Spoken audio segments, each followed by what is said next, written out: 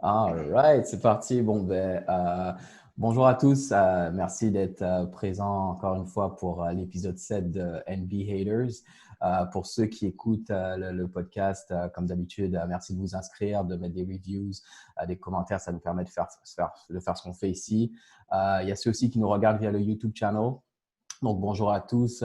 Merci au fait, on vous avait incité au dernier épisode à commenter, à nous écrire et là, justement, on a commencé à voir les commentaires et interagir avec vous. Donc, continuez ça. Pour nous écrire, l'adresse, elle va s'afficher encore sur votre écran, c'est nbhaters@gmail.com et puis, ça nous permet justement d'interagir avec vous et d'en discuter dans le show.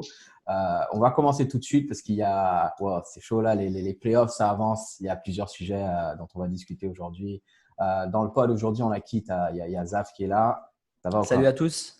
All right. Mr. Callum, Mr. Lakers, what do you do? What's up, what up?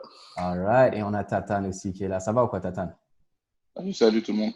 All right. Hey, Zaf, je viens de réaliser, en fait, on a deux gars il y a deux gars de Lakers là. Ah ouais, Ça va être chaud là. En tout cas, ça va anyway, être une bonne discussion. ça va être une bonne- Bien objective. Bien l'objectif, exactement. Mais avant de parler des Lakers, on va commencer avec la série de Miami contre Boston. Au moment où on parle, il y a eu le match 3 hier soir. Donc, Miami qui mène toujours, mais c'est 2-1. Moi, je voulais commencer, en fait, les gars. Justement, je parlais au début dans l'intro où on incitait, en fait, nos auditeurs et ceux qui nous regardent à nous écrire. On a une question, justement, de Roe v. En fait, par rapport à la série de Boston. Et je vais vous la lire et puis on va commencer avec ça ici. Alors, Roe v. nous écrit, et au moment où il nous écrit, il y avait 2-0 pour Miami. Et en fait, il disait qu'il envoie le mail, au moment où on envoie le mail, Boston est mené 2-0. Je voulais savoir, selon vous, en fait, qu'est-ce qui manque à Boston pour battre Miami?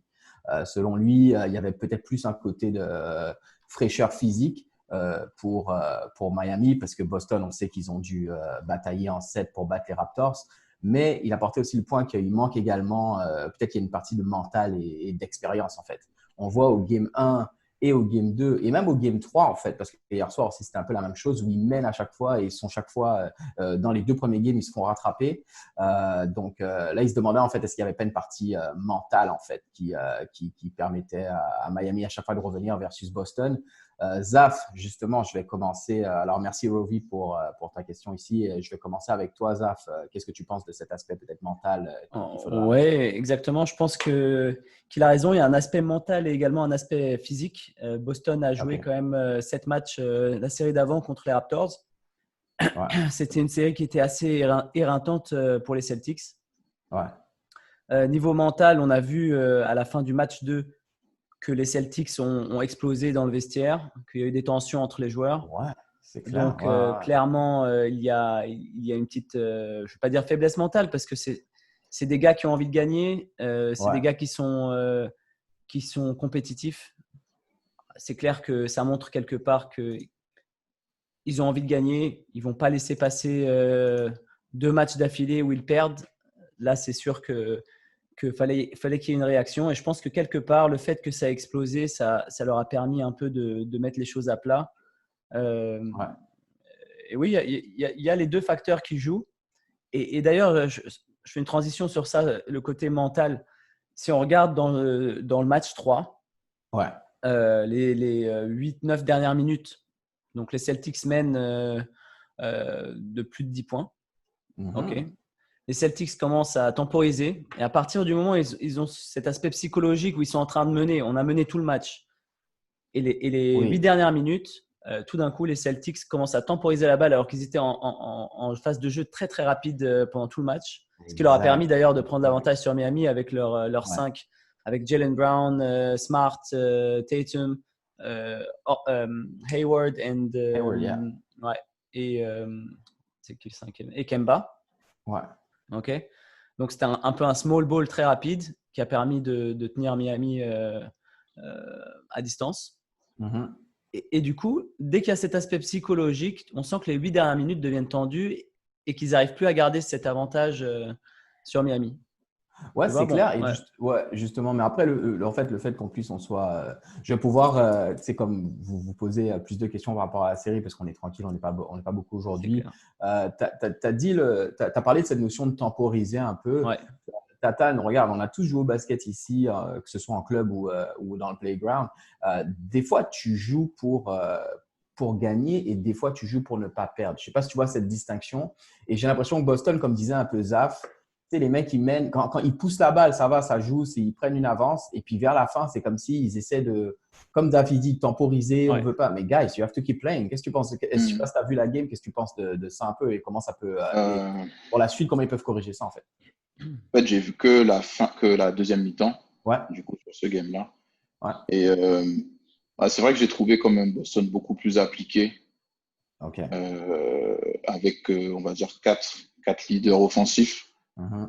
Et énorme, ce qui est très dur à contenir. Et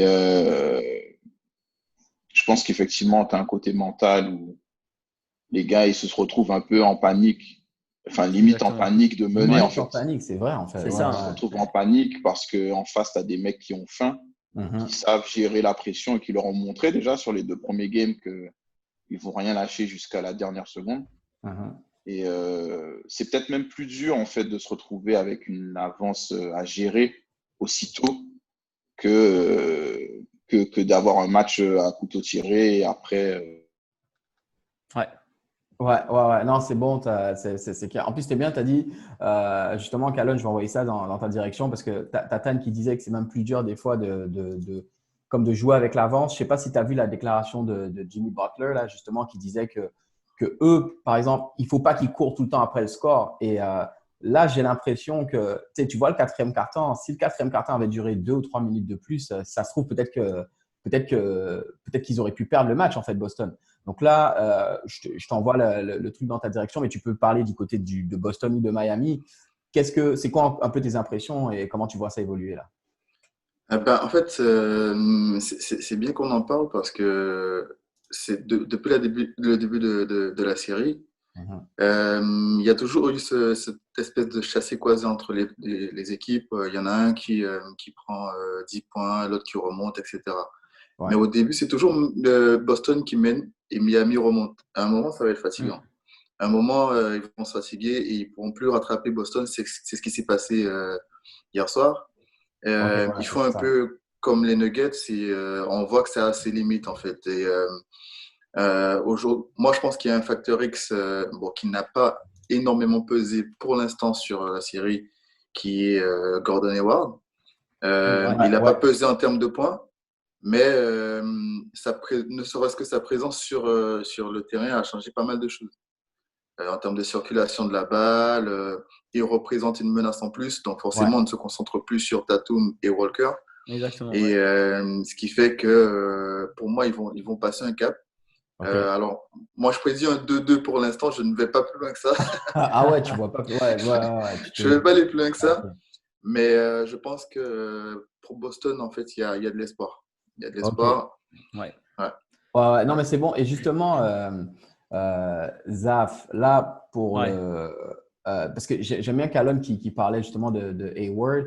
Je me rappelle de toi, peut-être qu'il y a 1 ou 2 épisodes d'avant, tu disais, ouais, limite, t'as pas besoin d'Hayward, en fait. Je sais Ouais, pas c'est si tu te vrai. rappelles avoir dit ça, c'est on the record. Mais là, tu vois quand même qu'il apporte. Ah non, c'est clair. Il a apporté Alors, un gros ouais, impact vas-y. hein, sur le jeu. Il est rentré vers la 5e minute du match. Et, euh, et c'est vrai qu'Hayward est une menace au niveau des points, mais il a surtout montré qu'il savait aussi faire des passes.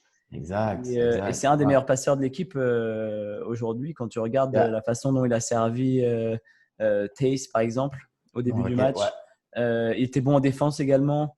Tu Mhm. vois, il était capable d'arrêter les actions de jeu de Miami.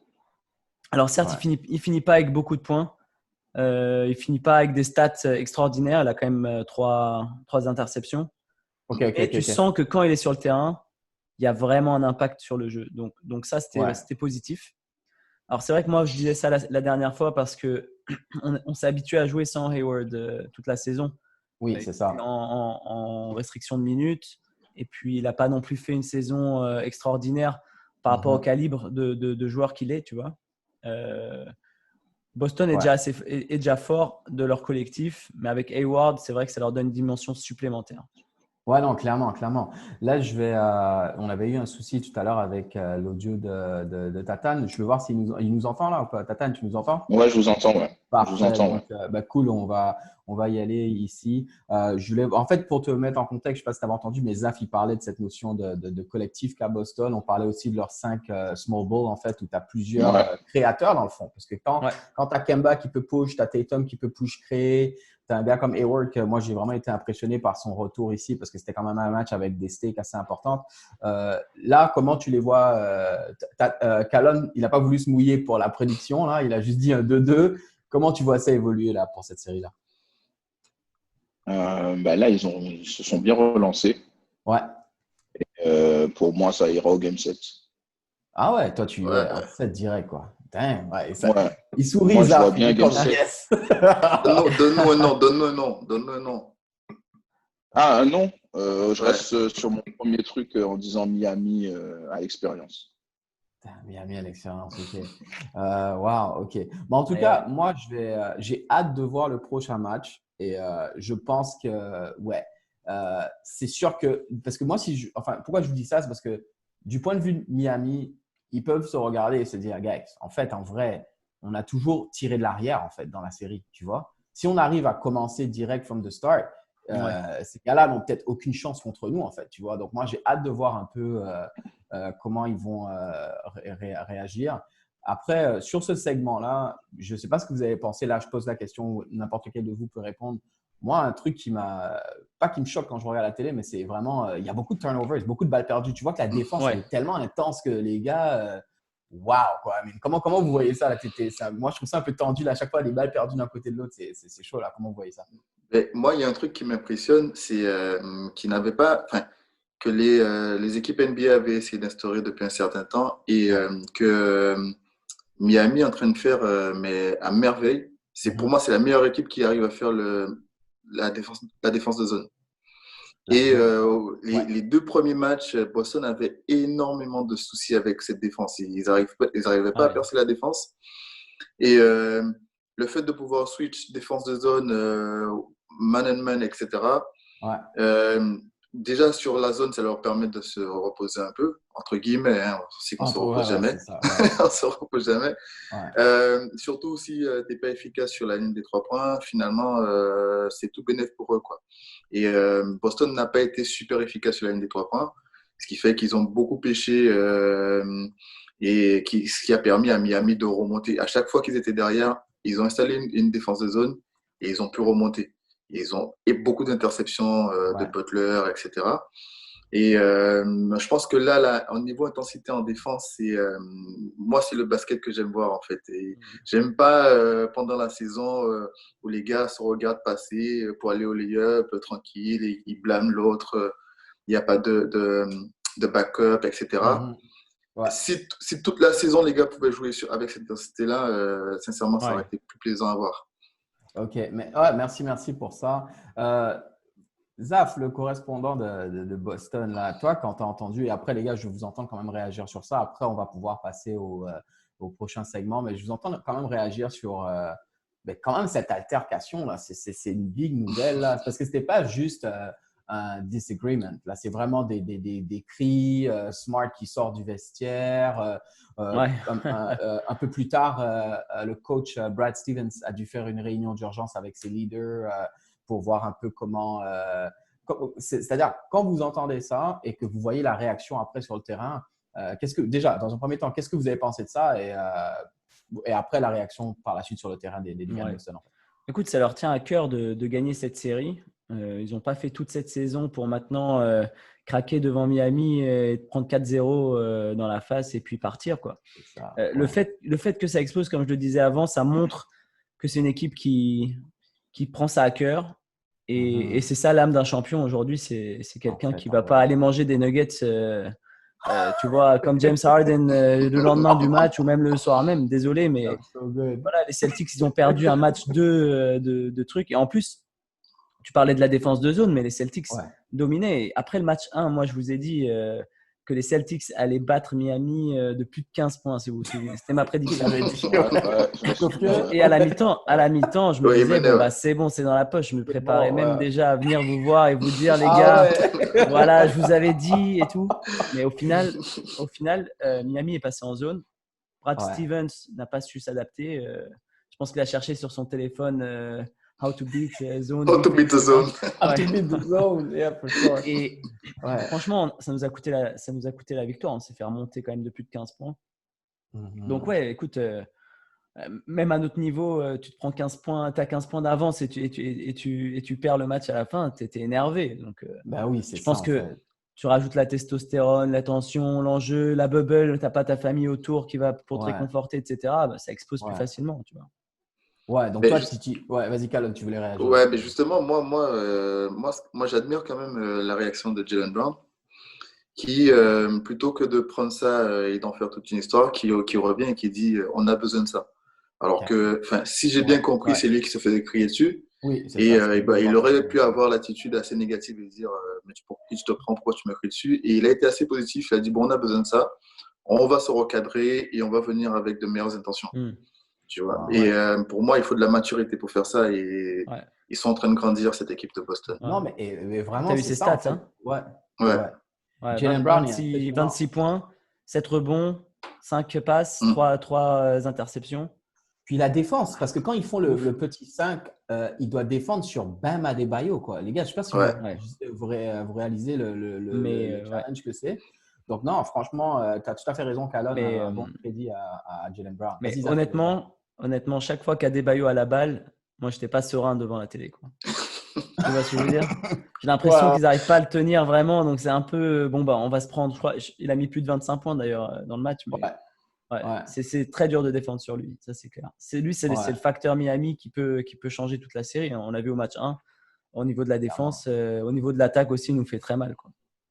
Ouais, clairement. Moi, tu sais, il y a un moment, et bon, au final, c'est drôle comment ça se joue à peu, mais là, regarde, Miami perd ce match et on parle forcément de Boston et de leur équipe et tout ça. Miami aurait gagné ce match. Vous avez encore vu, je pense, le petit passage où Tyler Hero, il prend feu, quoi. Le mec, il met 3 points de suite, je crois. Il est chaud bouillant.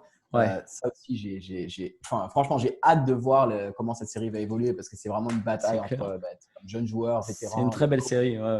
C'est une super et série. vous imaginez un peu le potentiel de ces gars-là chez Miami et Robinson et Hero. T'imagines en 10 ans, ces gars-là?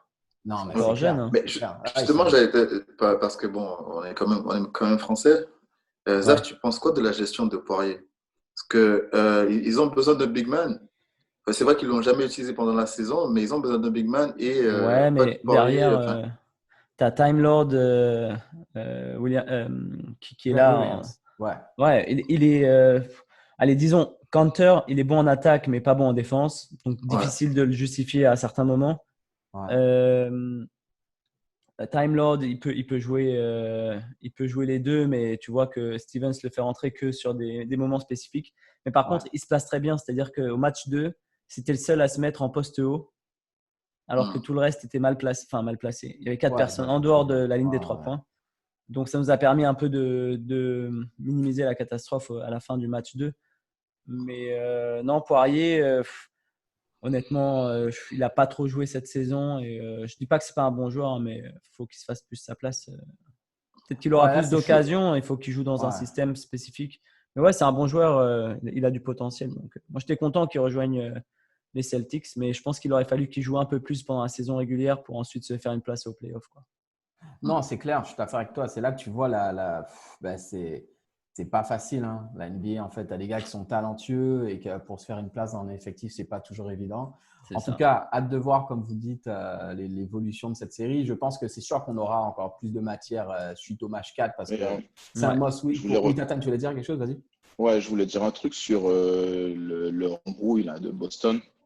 Draymond Green disait un truc intéressant sur TNT, là, que les équipes victorieuses ou qui veulent gagner s'embrouillent, en fait. Ce sont elles qui vont pas hésiter à s'embrouiller parce que il y a l'envie, parce qu'il y a de l'envie, il y a un désir de gagner, de donner tout ce qu'il faut. Et comme disait Calonne, des mecs qui sont relativement jeunes dans la ligue se retrouvent à dire « Ok les gars, ok my bad, c'est pour moi, on y va, on continue. » Alors que tu as des gars qui vont être arrogants ou pas comprendre l'importance du challenge, qui vont se vexer. Et là, tu as des mecs qui… Parce que les deux équipes, en vérité, Boston un peu plus vieux, mais les deux équipes sont quand même vachement jeunes, quoi. Ben oui, quand tu vois les joueurs voir ces deux…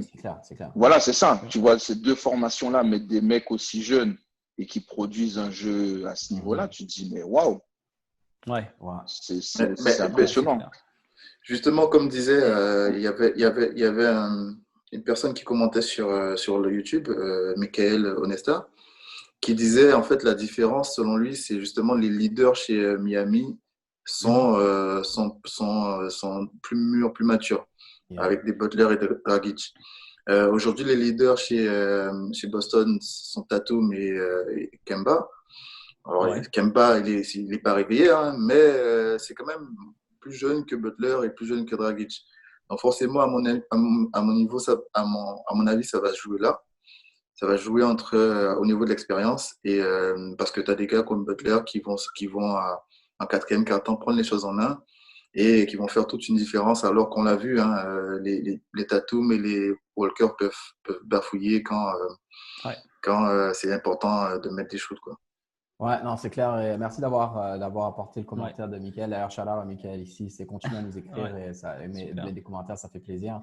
Et toi, Donry, toi, tu te mouilles pas trop depuis le début du podcast. Là, je pense qu'il est temps de prendre quelques pronostics. Pas de pronostics, là. il me faudrait. Ouais, non, tu as raison. En vrai, je dois. Non. En fait, je vous explique. Pour moi, c'est comment dire ça? C'est vraiment. J'ai hâte de voir le prochain game, en fait, parce que ça peut paraître comme un cop-out et une réponse facile. Mais là, en vrai, c'est ça. Si Boston arrive à égaliser, là, c'est 2-2. Là, on a une série et let's go. Là, ils ont une chance. Bien sûr, si Miami gagne le prochain match à 3-1, tu vois, je ne vois pas Miami à 3-1 casser une lead comme ça. Vous voyez un peu ce que je veux dire? Donc, c'est pour ça que je suis content d'avoir vu ce que j'ai vu. Beaucoup du beau basket des deux côtés, des interceptions, de la défense, des shoots, des 3 points, des trucs.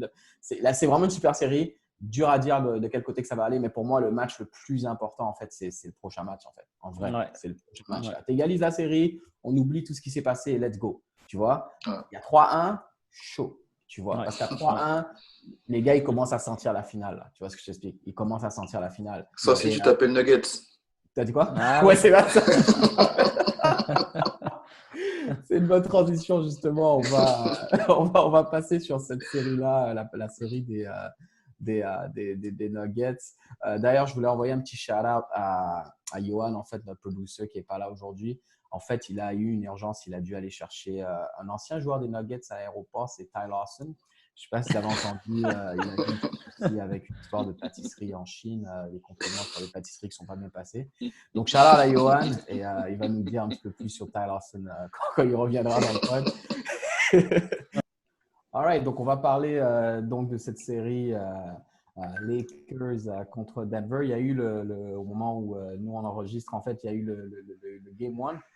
Les Lakers qui gagnent vraiment confortablement, vraiment avec une performance des Dwight Howard et Rajon Rondo.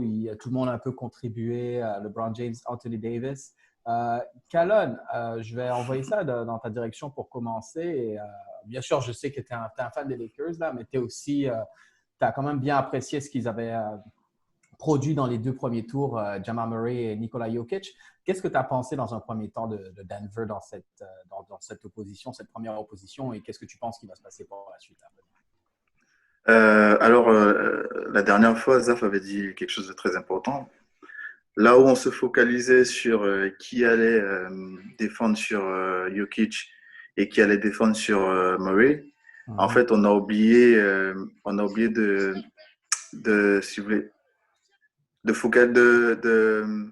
de se demander qui allait remplacer Jokic et qui allait remplacer Murray.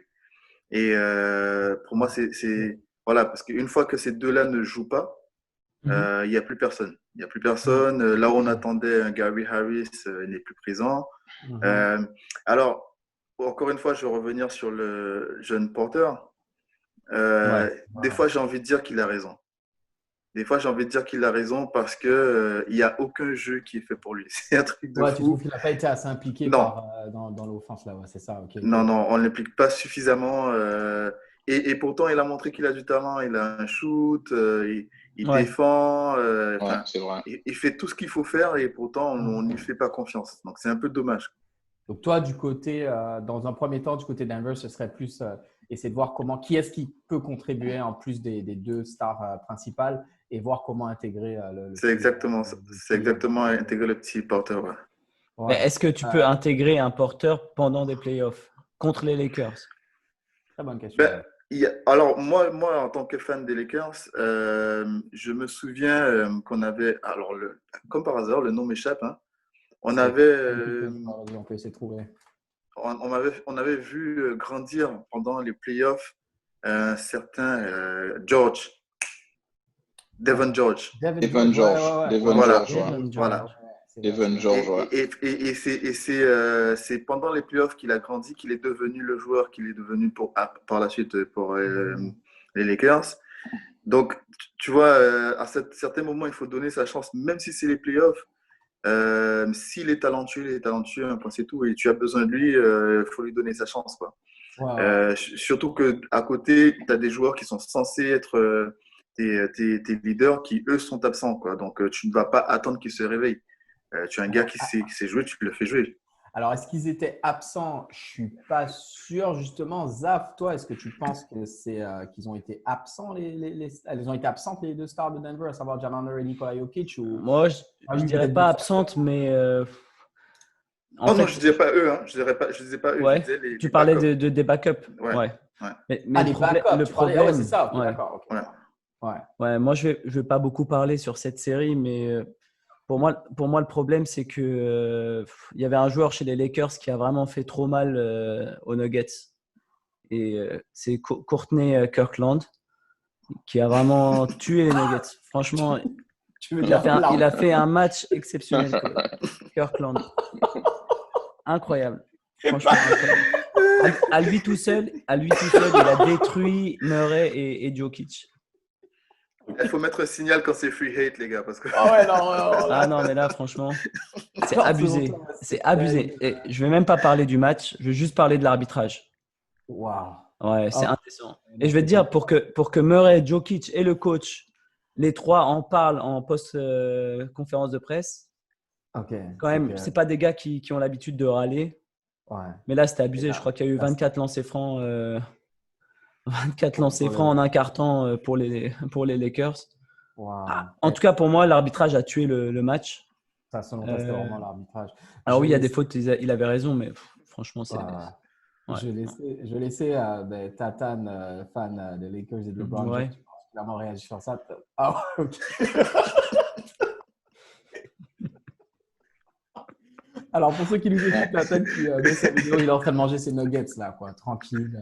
Ok, Tatane, ça en dit long sur ce que tu penses, là. Ça se passe bien. Ça se passe très bien. Ils ont bon goût, les nuggets, c'est ça? C'est ça. Tatane, il mange ses nuggets, quoi. Pour toi… Succulent.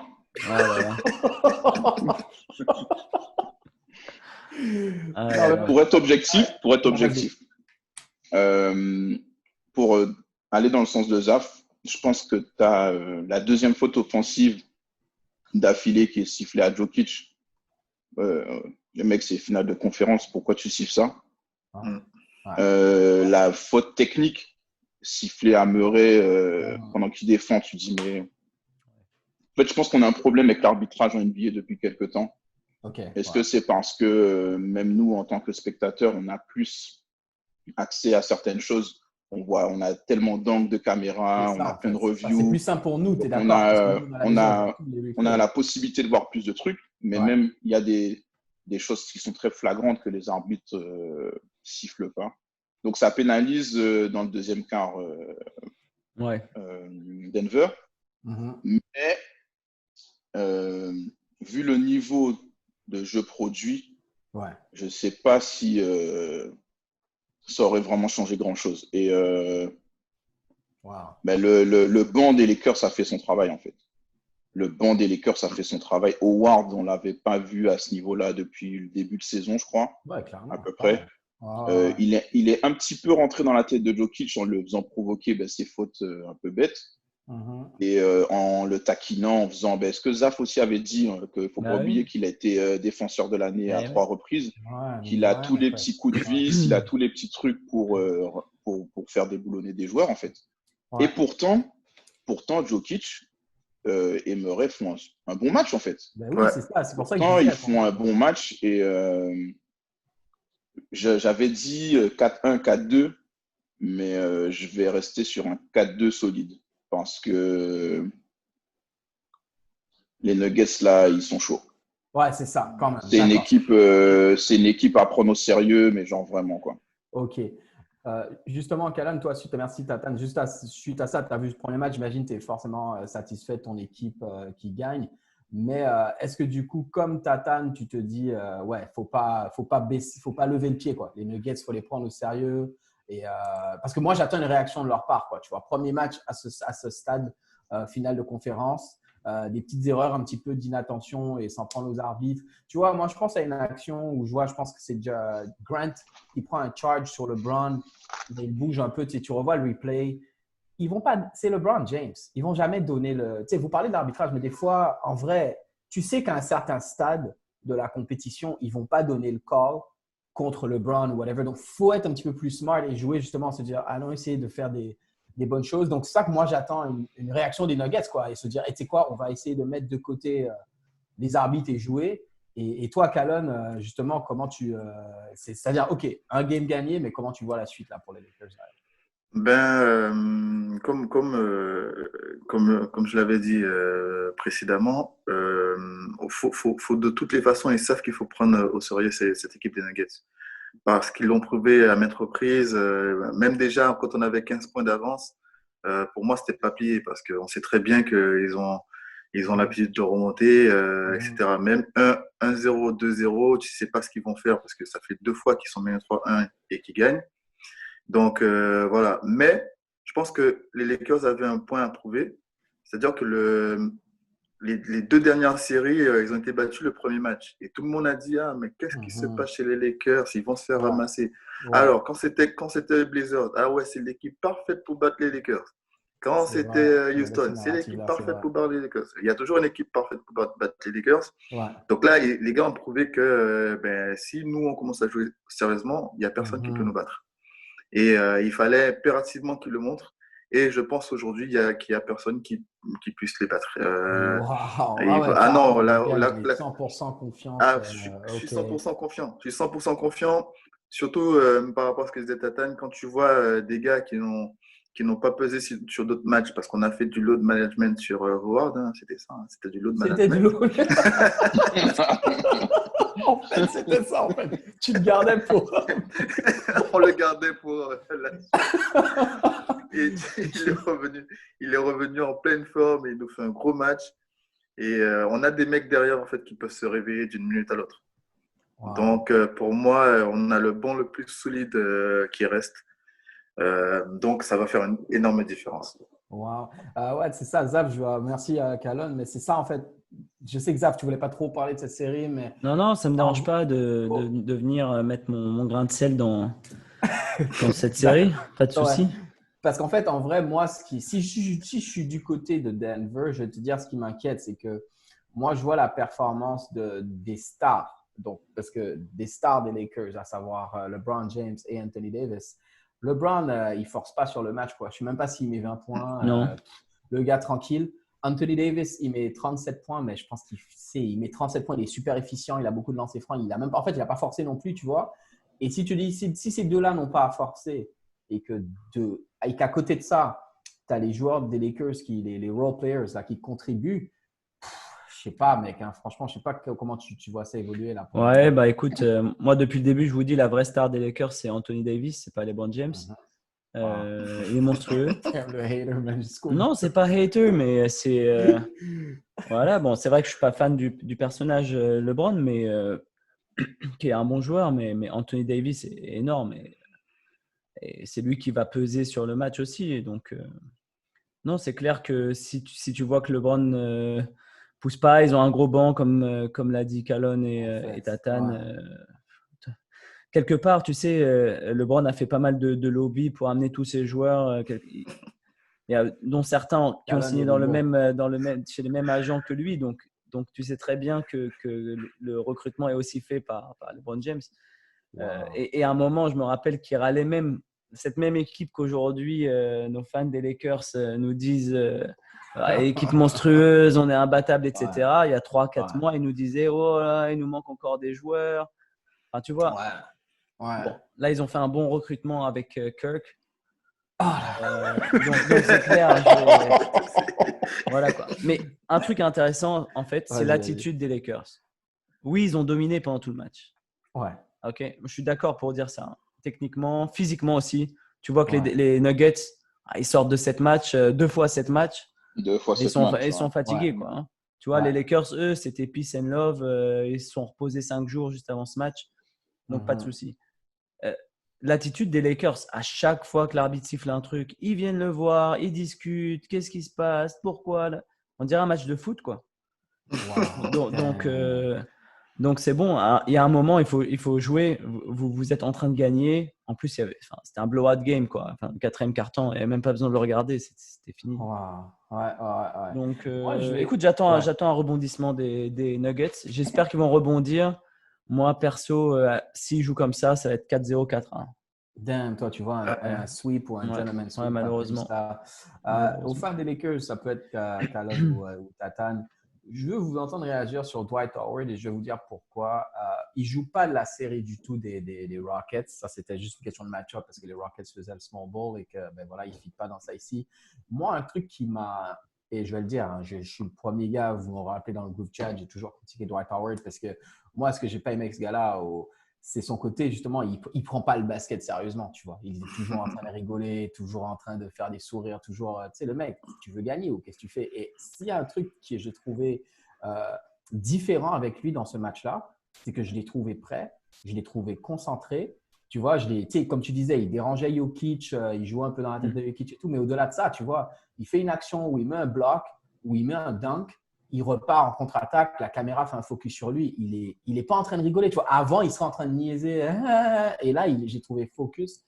Et c'est sûr que là, si même Dwight Howard arrive à embarquer dans le projet, qu'est-ce que vous avez pensé de sa performance à lui en particulier et comment vous voyez ça pour la suite là? Ça, c'est aux fans des Lakers. Allez-y, les gars. Tu veux y aller avant, Tatane? Ouais, vas-y. Je vais commencer. Je dirais que je suis très content. Je suis très content parce que moi, c'est un joueur que je kiffe. Justement pour son côté proche du public, etc. Un peu foufou. Après, c'est sûr tu kiffes cette attitude-là, justement, de lui? Moi, j'aime bien. Après, ça lui sert pas dans sa volonté de gagner et tout. On a pu toujours le qualifier, Kobe l'a qualifié de soft et qui s'implique pas alors que ça aurait pu être un joueur majeur et dominant comme Shaq. Mais le voir revenir comme ça avec une espèce d'esprit revanchard en plus aux Lakers.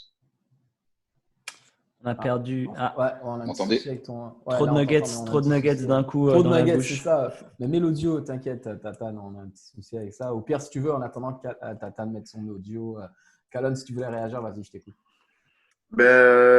Alors déjà, quand tu as un LeBron qui est hyper focus dans ton équipe, et c'est ça la grande différence quand tu as des stars dans ton équipe, c'est-à-dire que tout le monde ne marche au pas.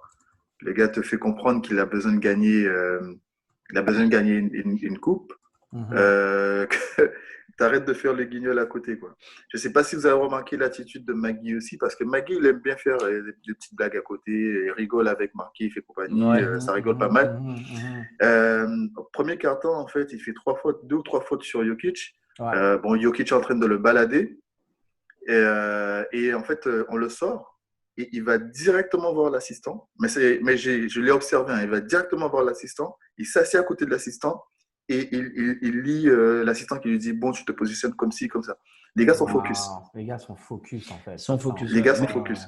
Ouais, mais tu sais, Maggie, je disais la dernière fois que Maggie n'a pas le jeu de jambes poursuivre Jokic est trop lent. Ouais. C'est pour ça qu'il n'a pas tenu très longtemps. Alors que Howard peut lui le tenir. Oui, on a vu aussi ce match. Et McGee a bien commencé le match. Enfin, il commence assez bien le match et avec de petites actions sympathiques. Ouais. Mais ça donnait le ton en fait. Les mecs, ils étaient prêts. Contrairement aux 2 premiers tours où ils ont pris le premier match un peu à la cool, là, les mecs sont arrivés prêts. Et c'était important, je pense, pour McGee et Howard, après avoir été benchés sur le tour d'avant, de montrer qu'ils ont un intérêt à être sur le terrain pour l'équipe, en fait, qu'il y a un intérêt réel à ce qu'ils soient là. Et Howard a clairement marqué des points sur le game. Pour revenir sur Howard, alors, moi, sincèrement, au début de la saison, même il y a 2 saisons déjà, je me demandais, mais qu'est-ce qui arrive à mon équipe? On me ramène le LeBron dont je ne suis pas fan. J'ai dû accepter le LeBron. Et pire encore, j'ai dû accepter un gars qui nous avait lâchement lâché. Grave, gars. Et pour moi, c'était difficile. Hein. Pour moi, c'était difficile de l'accepter. Même plus difficile que LeBron. Hein. Et il devait se racheter. Il devait se racheter. Enfin, il doit encore se racheter parce qu'il n'a rien encore fait. Hein. Ouais. Et il est revenu, comme on dit, la queue entre les jambes parce qu'il savait en fait que la Lakers Nation l'attendait. Aujourd'hui, je pense que là, avec le match qu'il fait, s'il continue comme ça, il est sur la bonne voie pour se racheter. Et je pense que lui, il a ça à l'arrière de la tête. Et je veux rebondir sur ce que tu dis justement pour… là, on va parler un peu de… Parce que tu as donné tout à l'heure, Khaled, beaucoup de crédit à LeBron James. Je pense que je vais devoir faire le même si j'ai du mal à C'était compliqué. Hein. C'est compliqué, tu vois, c'est pas facile, tu vois. Attends. C'était au moment où ça a coupé pour moi. Ouais, c'était ça en fait. Ouais, c'est ça. Oh là là, je vais le regarder encore et encore cet épisode. Mais t'inquiète. Regarde, là, tu vas m'entendre on the record dire… Non, mais pour être plus sérieusement, c'est ça.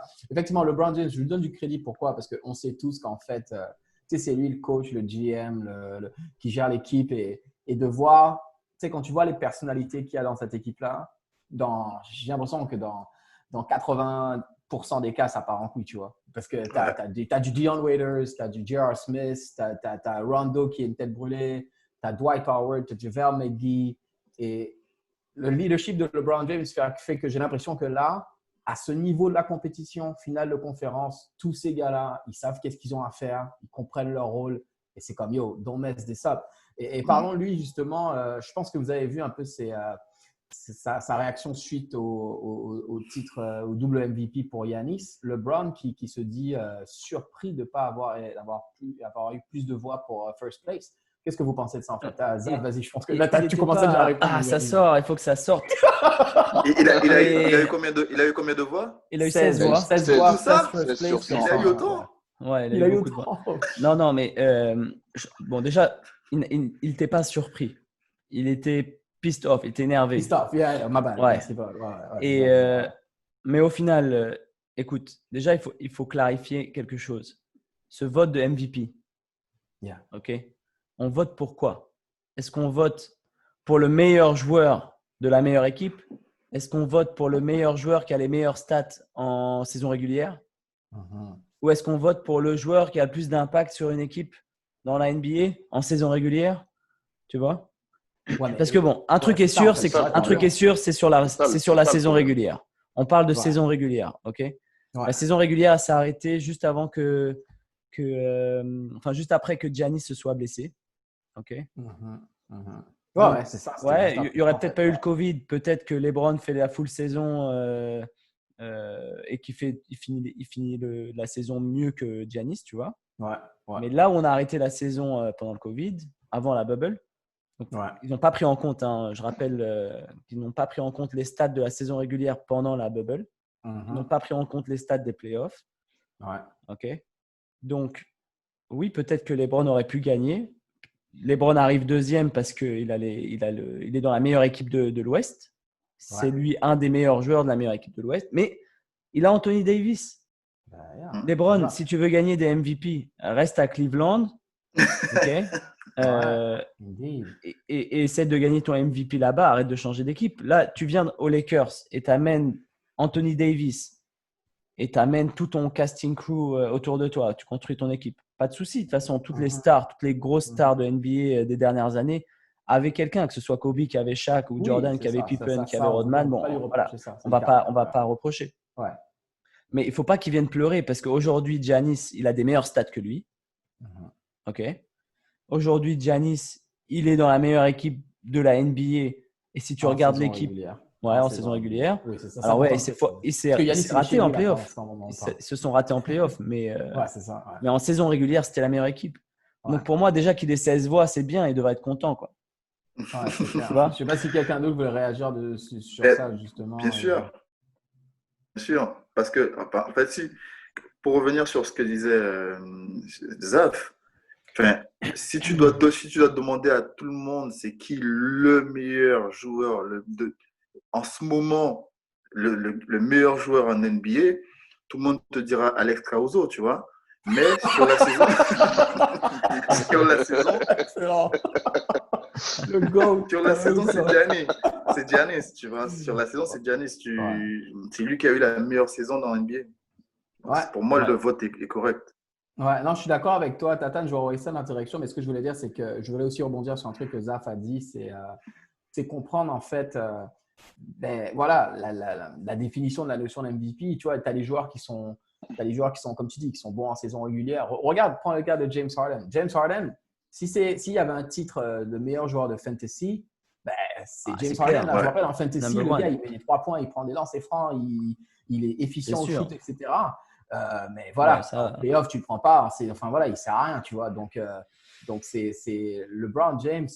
Tatane, je ne sais pas ce que tu penses à ça, mais pour moi, on en a parlé en plus quand on faisait notre prédiction pour le MVP. C'est un choix logique, là, je veux dire. Enfin, non, mais le choix est 100% logique. Hein. D'accord, de la meilleure saison. D'accord, on est d'accord. Meilleur joueur de la meilleure équipe. Il n'y a pas de souci, comme on en avait discuté.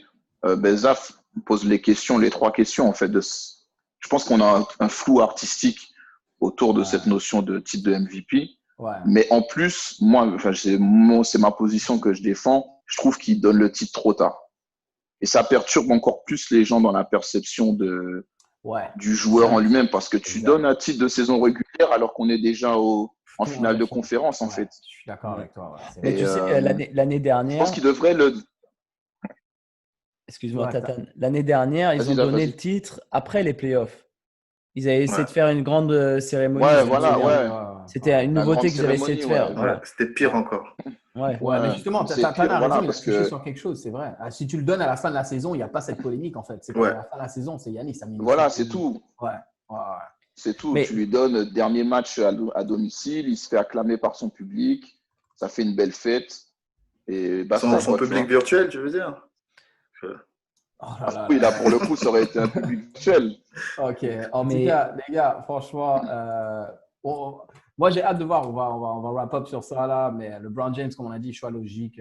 Franchement, c'est… Mais comment… Attends, juste pour finir, peut-être, vu qu'on commence à parler un peu de ce format de MVP, tu vois. Est-ce qu'il ne ferait pas mieux on oublie LeBron James, tu vois, mais est-ce qu'il ne ferait pas mieux de reformater tout ce MVP? Parce que est-ce que ça fait du sens aujourd'hui de donner un titre de Finals MVP, tu vois? Mais bien sûr, ça c'est important, gars. Non, est-ce qu'il ne ferait pas mieux justement de donner… Non, tu changes le titre de MVP, tu vois. Tu donnes par exemple MVP sur toute la saison, des playoffs. Soit tu donnes un MVP sur toute la saison avec un autre titre de meilleur joueur de la saison régulière, par exemple, ou un truc comme ça.